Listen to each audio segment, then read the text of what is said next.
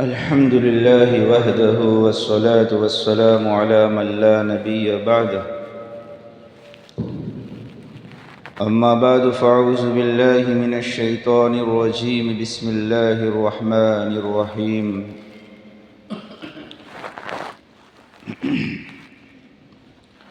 يا أيها الذين آمنوا اتقوا الله ولتنظر نفس ما قدمت لغد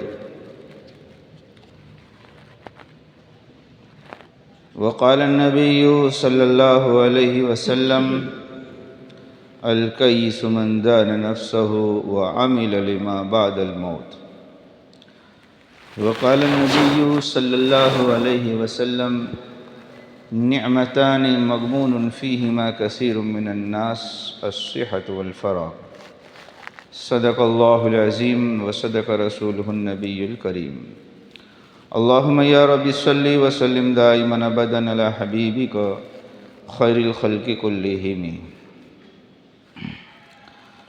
بزرگان محترم، عزیز بھائیو، دوستو اور بزرگوں،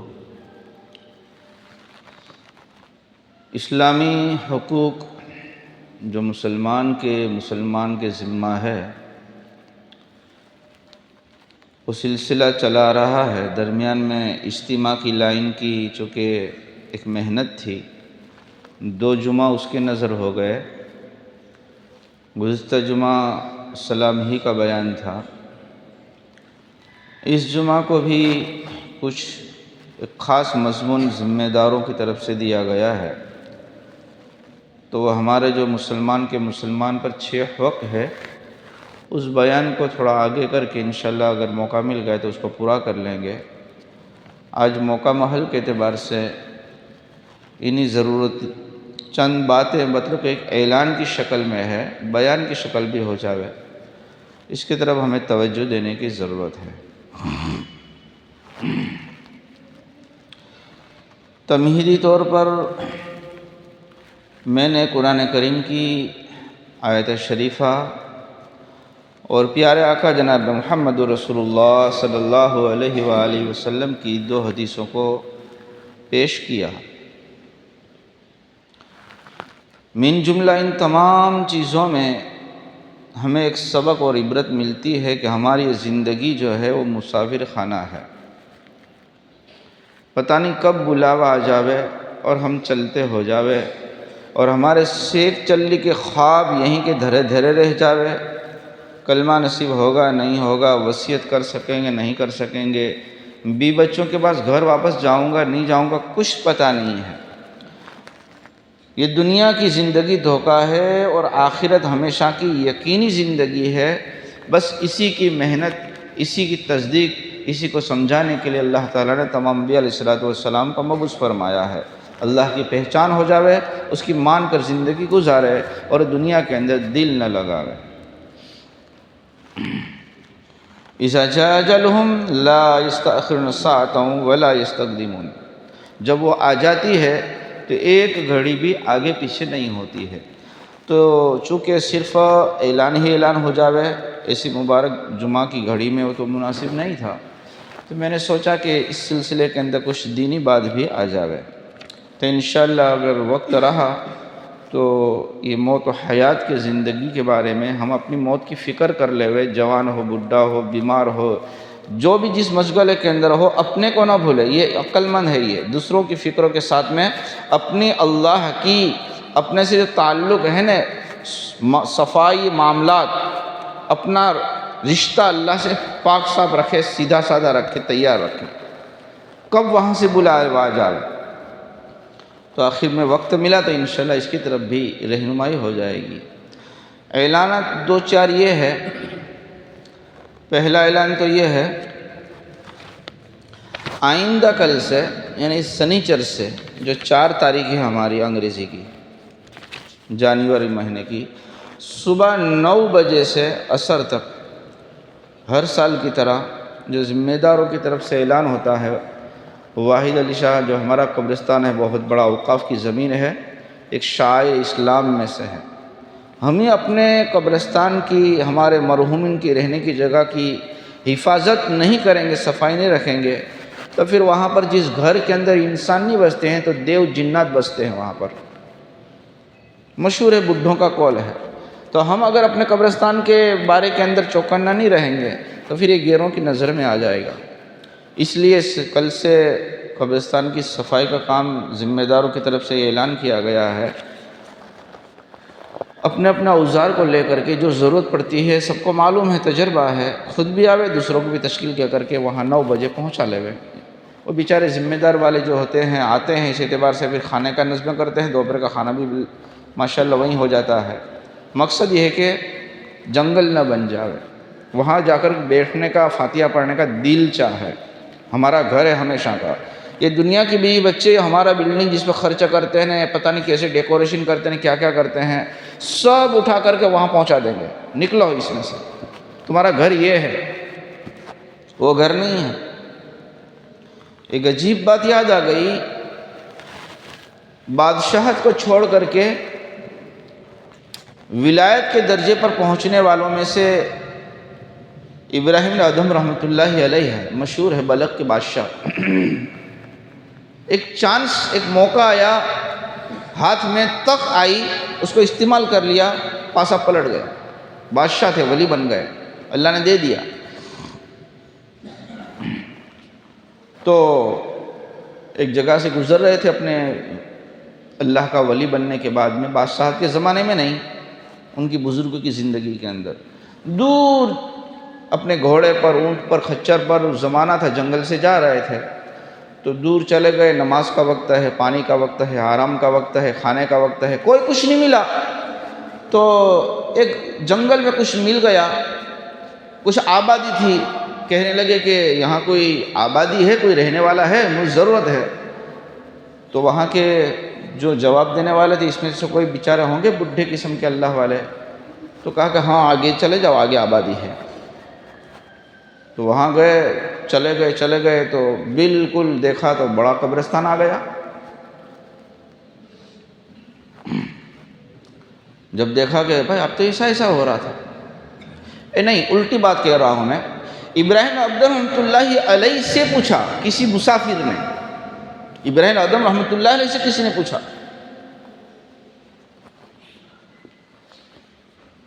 جب وہاں پہنچے تو انہوں نے تو غلط کہا، میں تو استنجا کے لیے، وضو کے لیے، سونے کے لیے، کھانے کے لیے آبادی کا پوچھ رہا تھا، اور میں نے کہا آبادی کہاں ہے، تو آپ نے کہا ادھر چلے جاؤ، تو وہاں تو قبرستان نکلا۔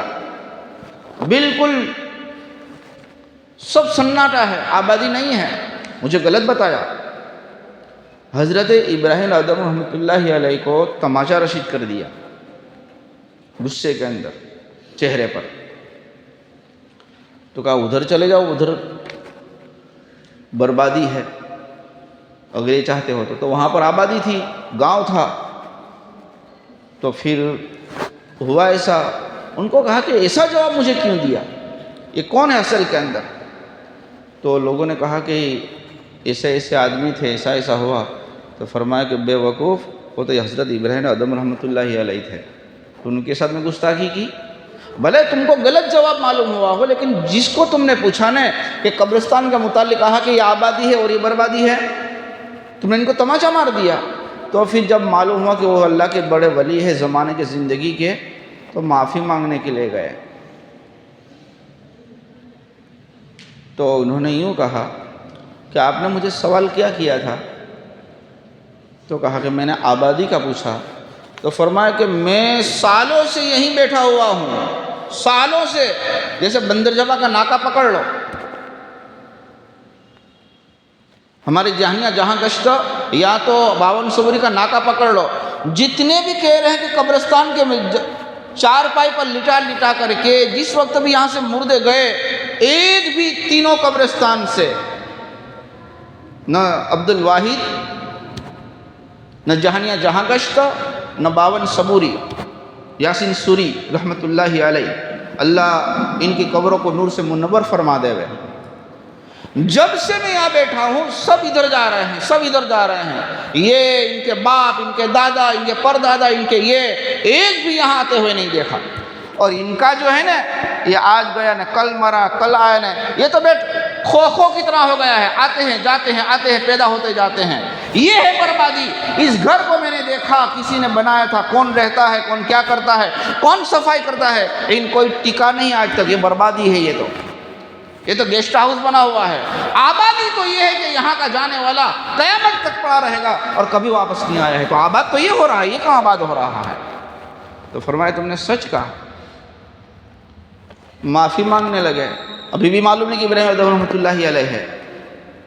تو فرمایا کہ جس وقت تم نے تماشے مارے نا، جب تو نے ایک تماچا مار کر دوسرا تماچا مارنے کے لیے ہاتھ اٹھایا نا، میں نے پہلے تماچے کو تجھے معاف کر دیا تھا۔ ایک تماچا مارنے کے بعد میں جب دوسرا تماچا مارنا شروع کیا، میں نے پہلے تماچا معاف کر دیا تھا۔ لیکن یاد کرو کہ تمہاری زندگی کیسے گزر رہی ہے، ہمیشہ اپنی زندگی کو سامنے رکھو، یہ آبادی نہیں بربادی ہے، جس کے لیے ہم پوری پونجی، ہماری صلاحیت، ہماری جوانی، ہماری تندرستی، ہمارا مال سب کچھ لگا دیتے اس کے پیچھے، اور ہم نے اس کو سمجھ رکھا ہے کہ میرا گھر یقول ابن آدم مالی مالی، حدیث پاک میں ترمذی میں آتا ہے، انسان کہتا ہے میرا گھر، میرا بنگلہ، میرا مال۔ اے ابن آدم،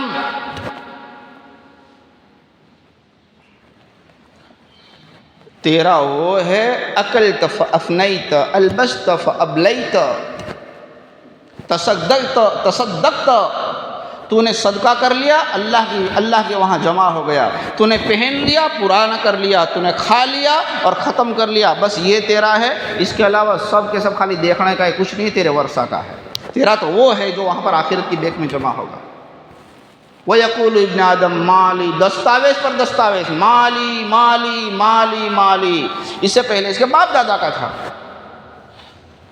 یہ ہے دھوکے کا گھر۔ فَلَا تَغُرَّنَّكُمُ الْحَيَاةُ الدُّنْيَا وَلَا يَغُرَّنَّكُمْ بِاللَّهِ الْغَرُورُ، تم کو دھوکے کی زندگی اور شیطان اللہ کی عبادت کرنے سے دھوکے میں نہ ڈال دے وے۔ قرآن نے کہا، ہمارے نبی نے سمجھایا، نعمتان مغبون فیہما کثیر من الناس، الصحت والفراغ، دو نعمتیں اللہ نے آخرت کی تیاری کرنے کے لیے دی ہے، اور اسی کے اندر وہ دھوکے میں پڑا ہوا ہے، نہ تندرستی کی قدر کرتا ہے، نہ زندگی کی قدر کرتا ہے، وقت کی کہاں لگانے کا۔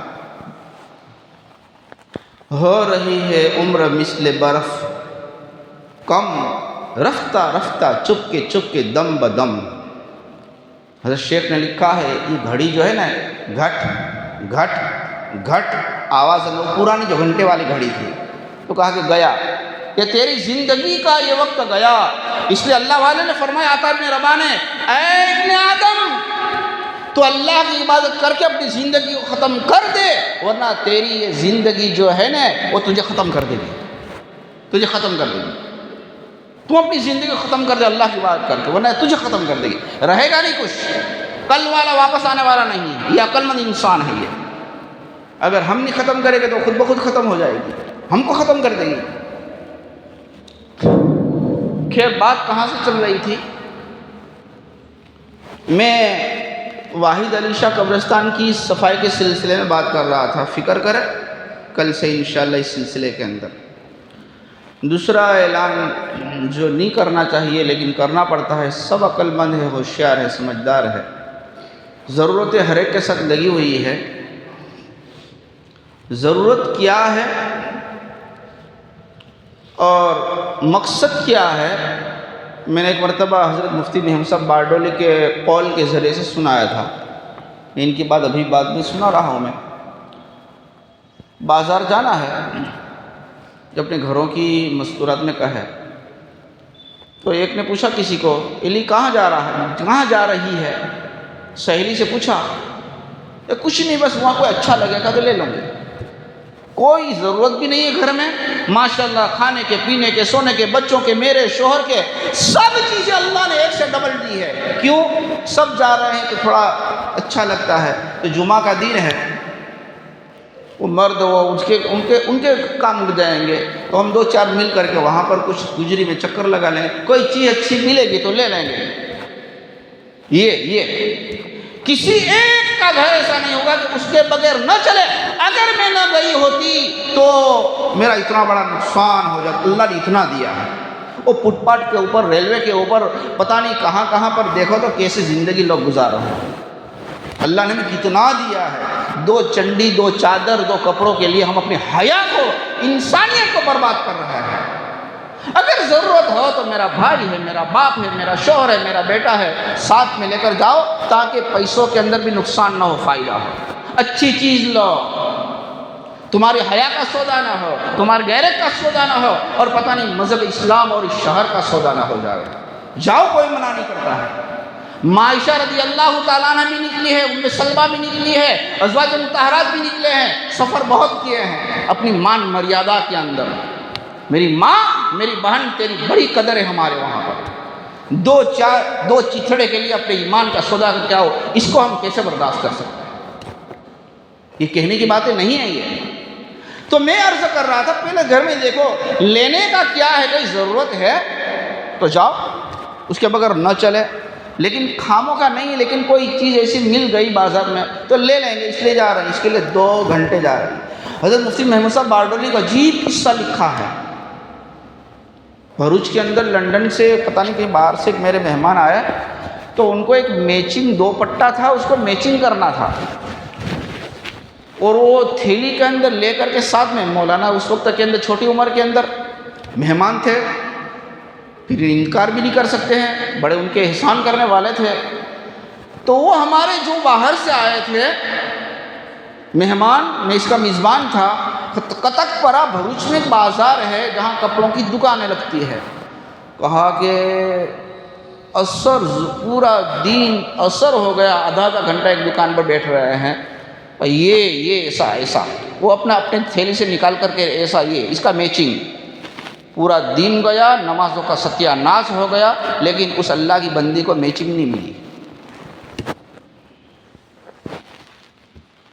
کفن کے اندر وائٹ میچنگ کے علاوہ کوئی میچنگ نہیں ہوگا، یاد رکھے اپنا آپ کو. اور وہ کب آ جائے گا کچھ پتہ نہیں ہے. اس لیے ہم بھی اور ہمارے گھروں کو بھی اس کی ضرورت ہے کہ اس کو لیا جائے. کوئی انکار نہیں کرتا ہے. کوئی جیل خانہ نہیں ہے مردوں کے لیے، مردوں نے کہ بس وہ عورت جو ہے گھر میں سے نہ نکلے، لیکن اپنے شرائط کے ساتھ کے اندر. تو 2 اعلان تو یہ تھے، قبرستان کا اور مستورات کا، جمعہ کی گجری کا. ایک معذور صاحب باہر سے آئے ہیں پاؤں سے، تو اپنی حیثیت کے اعتبار سے ان کی امداد بھی فرماوے. قرآن کریم کی میں نے آیت شریفہ پڑھی تھی، وقت پورا ہو گیا، موت و حیات کے بارے کے اندر. میں بھی 2 دن پہلے تو چند دن پہلے یہاں پر تو اچانک کسی نے خبر دی کہ ہمارے حاجی مرحوم ابراہیم بھائی ورام کے صاحبزادے داؤد ورام ہمارے یہاں پر اٹیک آ گیا. اپنا ٹریکٹر لے کر گئے تھے، اور یہ بھی نہیں خبر تھا ہمیں کہ واپس اپنے گھر پر پہنچے کہ نہیں پہنچیں گے. جب ایسا اچانک کوئی ہمارا ساتھی نکل جاتا ہے تو دل پر جھٹکا لگتا ہے. اس وقت اپنی موت کو یاد کرو. اگر اس وقت میں سائیکل لے کر یہاں پر آیا ہوں، اگر گھر نہ پہنچوں وہ فرشتہ میرے پاس آتا تو اس وقت میں کیا کرتا. دل انسان کا نرم ہوتا ہے. یہ ہے موت کی تیاری، یہ ہے اپنے در سے عبرت. اچھا، ہم یہاں سے پھر کچھ جامعۃ القراءۃ کفلتا، جو گجرات کا بڑا مدرسہ ہے، وہاں سے قطر سے، کویت سے شیوخ آئے ہوئے تھے. وہاں مسابقہ تھا تو ہم پہنچے وہاں پر کل جمعرات کو، اس وقت وہیں تھے. تو حضرت مفتی محمود صاحب بارڈولی صاحب کی ملاقات بھی مطلوب تھی. پہنچے تو انہوں نے کہا کہ بھائی میں تو ملاقات کا وقت نہیں دوں گا، مجھے تو بارڈولی جانا ہے. یوسف بھائی بارڈولی والے ہمارے ذمہ دار بڑے فکر مند آدمی تھے، انتقال ہو گیا ہے، اور ان کی جنازے کی نماز مجھے پڑھانی ہے. تو ہماری گاڑی تھی، کہا میری گاڑی کے اندر ساتھ میں بیٹھ جاتا ہوں. وہاں پر بھی پہنچے، داغیل چھوڑ کر کے جیلانی کا سبق انہوں نے پڑھایا. وہاں پر اللہ کی مخلوق کا بڑا ٹھاٹھے مارتا ہوا سمندر. مفتی محمود صاحب نے جنازے پہلے دن کی بات کہی اور ان کی اچھائیوں کو جو ہے نا سامنے کیا کہ مدرسوں کے اندر، اللہ والوں کے پاس خانقاہوں میں جا کر اور پوری زندگی دعوت تبلیغ میں نکال کر کے بلکہ سرکاری نوکری کرنے والے شروع کے اندر تھے، لیکن میں نے ان کی جوانی کی حالت کو دیکھا ہے، کبھی بھی جھوٹ اور گبن اور سرکاری نوکری کے باوجود بھی غلط کام نہیں کیا ہے. اللہ نے اس کی وجہ سے وہ عزت دی کہ آج آپ دیکھ رہے ہیں، آج آپ دیکھ رہے ہیں۔ مجھ جنازے کے قریبی میں شریک تھے، لوگ رو رہے تھے، یہاں پر بھی تشریف لائے ماشاءاللہ، مذکورات کا اچھا بیان کرتے تھے۔ فرمایا امام احمد بن حنبل رحمۃ اللہ علیہ کو ظالموں نے کوڑے لگائے، جیل سے آپ کا جنازہ نکلا، حکومت کی چاپلوسی کرنے والے مسلمان تھے لیکن اپنے ایمان کا سودا کر لیا، قرآن مخلوق ہے کہ کلام ہے اس کے بارے کے اندر۔ خیر، تو اتنا ظالم جلاد کوڑے مارتا تھا، آپ کا انتقال ہو گیا، جنازہ نکلا۔ جس وقت آخری حضرت کی زندگی تھی، چند رمق باقی تھے، لمبا قصہ ہے، عجیب دل کو دہلا دینے والا ہے۔ تو حق کون باطل کون، یہ کہ ہم، تو فرمایا میں تو کچھ نہیں کہتا ہوں، ہمارے جنازے حق اور باطل کا فیصلہ کر دیں گے۔ امام احمد حنبل نے فرمایا ہمارے جنازے آج کون حق باطل مناظرہ میں کچھ نہیں ہوگا، ہمارے جنازے حق و باطل کا۔ فرمایا 5 لاکھ آدمی جنازہ جیل سے نکلا، 5 لاکھ آدمی، اور کئی لاکھ تو جو ان کے جنازے کو دیکھ کر یہودی مسلمان ہو گئے۔ کتنے اللہم فی الحی نہ پڑھتے ہوں گے، کیا پڑھتے، فرمایا یہ جنازہ ہی۔ اچھا، یہی بات ایک بڑے شیخ نے اس وقت جب کہ شیخ اسماعیل ہنیہ کا شہادت کا موقع آیا تو قطر کے اندر جب ان کی جنازے کی نماز پڑھائی گئی تو ان کے جنازے میں لوگ جس وقت کے اندر جمع ہوئے نا نماز پڑھنے کے لیے، تو ایک شیخ نے کہا امام احمد حنبل رحمۃ اللہ کے اسی قول کو نقل کرتے ہوئے، یہ تو چلے گئے اپنی شہادت کا جام پی کر، لیکن ان کا جنازہ جو ہے نا حق اور باطل، ظالم اس وقت کے اندر انگلی کاٹتا ہے۔ درمیان میں بات کہہ دوں، جس مسجد خطاب یا تو جامع خطاب تھی یا جامع وہاب قطر کے اندر، جس مسجد کے اندر شیخ ہنیہ شہید کا جنازہ پڑھایا گیا، الحمدللہ کل ہم جب کفلتا پہنچے تو مسابقہ میں مہمان خصوصی اسی مسجد کے شیخ یحییٰ وہاں پر تشریف فرما تھے۔ الحمدللہ ملاقاتیں ہوئی، کچھ پرانی یادیں ہوئی وہاں پر کہ یہ جنازے، یہ جس وقت میں ایسا انسان اچھی فکروں کے ساتھ میں زندگی گزارتا ہے، اللہ تبارک و تعالیٰ جو ہے ایسے مواقع ان کو عطا فرماتا ہے۔ خیر، بات چل رہی تھی یوسف بھائی بارڈولی مرحوم رحمۃ اللہ علیہ کی۔ بارہا ہم نے دیکھا جس وقت یہ اپنے آپ کو چھپا کر کے کوئی پتہ نہیں 54 کے تو چلے لگا ہے انہیں، 54 اور 54 چلے، ایک چلے میں 40 دن آ جاوے، تکبیر اولیٰ کتنی ہو گئی، کتنی تہجد ملی ہوگی، کوئی اندازہ تو کرو۔ ایک چلے کے لیے ہمیں کہا جاتا ہے تو پتہ نہیں ہمیں کتنے کام سامنے آتے ہیں۔ 54 چلے لگا، اور ایک چلے میں 40 نمازیں آتی ہے، تو آدھی زندگی اللہ کے راستے میں زیادہ گزار دی۔ اور ان کو مضبوط کرنے کے لیے پھر حضرت مولانا قمر الزمان صاحب الہ آبادی، اللہ تعالیٰ آپ کو عافیت سے زندگی عطا فرماوے، آپ سے بیعت ہوئے، حضرت نے آپ کو دیکھ کر آپ کو خلافت عطا فرمائی، اور ہر سال ہمارے ساتھ میں الہ آباد تشریف لاتے تھے۔ اور حضرت جو ہے نا مولانا قمر الزمان صاحب بھی بہت ان کا اکرام فرماتے، اور فرماتے کہ یوسف آپ دعا فرمائے، تو دعا بھی مولانا فرماتے تھے، یوسف بھائی بارڈولی فرماتے تھے۔ آخری ملاقات مجھے یاد ہے، جس وقت چیر میں چلنے لگے، سفر نہیں کرتے تھے، تو یہاں دار ارکم کی ایک جماعت تھی، ہمارے عبد البھائی تاجہ ہے، قاسم بھائی پوپٹ ہے، یوسف بھائی ہے، ہم گئے تھے جس وقت گودھرا مستورات کی 10 دن کی جماعت میں، تو مسجد ہدا کے اندر ان لوگوں نے، ذمہ داروں نے میرا بیان طے کیا تھا۔ بیان میں نے دیکھا چیئر پر کوئی بیٹھ کر کے آ رہا ہے، میں پہلے تو یوں سمجھا حضرت مولانا اسماعیل صاحب گودھری تشریف فرما ہے، لیکن جب قریب آئے تو دیکھا وہ آخری ملاقات تھی، اس وقت کے اندر تعارف ہوا، بات چیت ہوئی، دعا سلام ہوا، اس کے بعد کے اندر پھر ان کے جنازے کے اندر شرکت کا موقع ملا۔